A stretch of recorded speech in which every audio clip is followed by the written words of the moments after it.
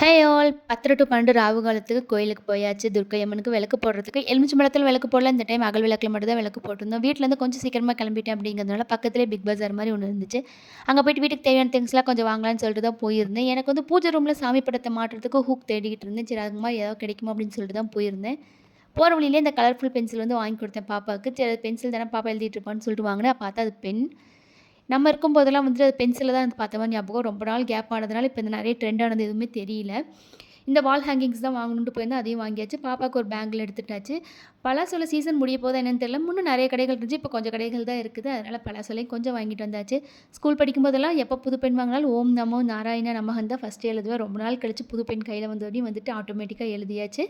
நான் எழுதுறத பார்த்துட்டு பாப்பாவும் வந்து எழுதிட்டு இருக்கிறா. இப்போ தான் நான் அவ கையில வந்து பென்சில் குடுத்து பழகியிருக்கேன். நல்லா ஸ்க்ரிப்லிங்லாம் பண்ணுவா. நான் எழுதுற மாரி எழுதுறேன்னு சொல்லிட்டு கொஞ்ச நேரம் டைம் பாஸ் பண்ணிட்டு இருந்தோம். இதே மாரி இன்னொரு வீடியோல பார்க்குறேன். பாய்.